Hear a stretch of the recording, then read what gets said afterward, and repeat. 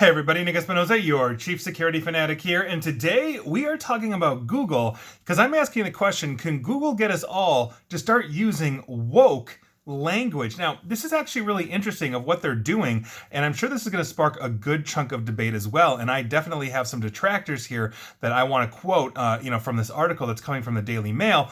And here's what's going on. Google has launched a quote unquote inclusive language function designed to avoid the use of politically incorrect words. So, for example, users typing landlord will see a warning that it, quote, may not be inclusive to all readers, with the suggestion that they should try, quote, property owner or proprietor instead. The word humankind, for example, is suggested as an alternative, basically to what Google sees as a controversial term, which would be mankind. Again, they have a list of these things, and here we are. Now, gender-specific terms such as policeman or housewife should be replaced by, quote, police officers or stay-at-home spouse, according to the new Google document, that basically they released on this. Now, this is being rolled out to what basically the firm calls enterprise-level users.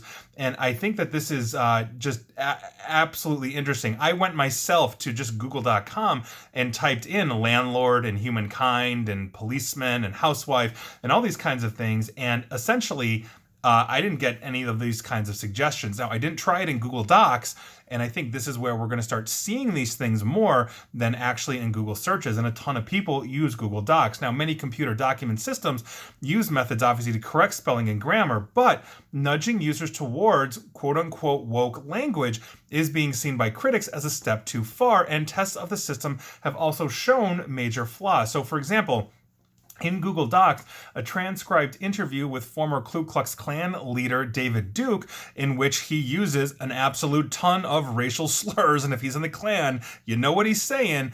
And basically, he also in that article talked about, or in that interview in Google Docs, he talked about hunting black people for all things, and that prompted no warnings from the system whatever. But when somebody inputted JFK, President John F. Kennedy's inaugural address,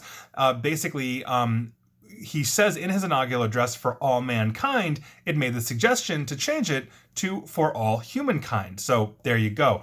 Now, according to Big Brother Watch, this is essentially a group that watches these kinds of things.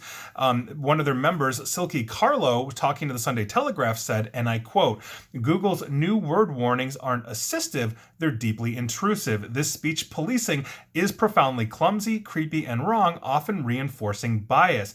Now, Sam Bowman, basically, he is of the online magazine Works in Progress, said, and I quote, it feels pretty hectoring and adds an unwanted political/cultural slant to what I'd rather was a neutral product as a user.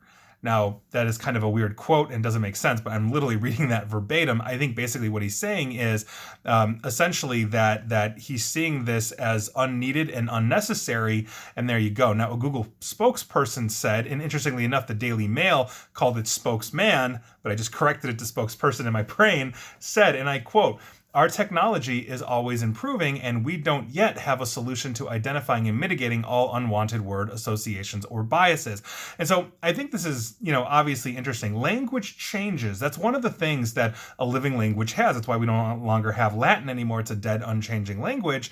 We can still study it, but we're not adding new words. But here, we're adding words. We're phrasing. We're changing contexts of things.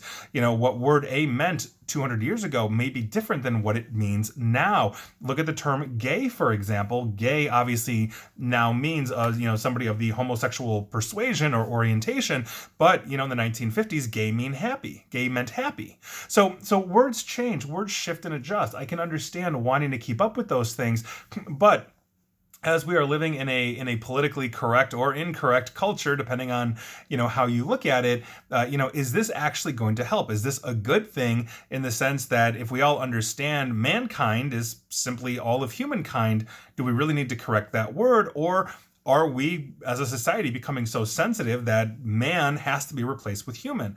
I actually read somewhere else, too, where there was a movement against the word amen. Obviously, a lot of Christians or other believers say amen means I believe, but people were basically saying, well, it has men in it, therefore there's a gender bias, even though Amen, I believe, is a foreign word from either Hebrew or Aramaic, one of those, that means I believe. And so by virtue of that, here we are. So are we over self-correcting? Is this a good thing? Is this a bad thing? Do you try to speak in neutral terms? Like I said, I just corrected myself to spokesperson, but that's how I've known it for years. I don't necessarily know if I'm woke in that sense. I don't consider myself that, I just take people as they are. But we're going to see where this goes. And I think this is going to be a very interesting conversation and debate. And I can already see people lining up in their standard red and blue jerseys here in the United States. But I think having an honest discussion on these kinds of things makes us better, in the same way that we should be talking fully about history and math and everything else that we should be learning. We don't necessarily want to fall behind, but we also want to make sure that we are, being respectful of everybody as we have our own opinions. So please don't hate me. That's all I'm saying. And please like, share, follow me here on Facebook and Twitter at NickAESP, unless you're a jerk, in which case don't bother. Or feel free to subscribe to me at YouTube as well. And as always, stay safe, stay online, and please stay private. Thanks, everyone.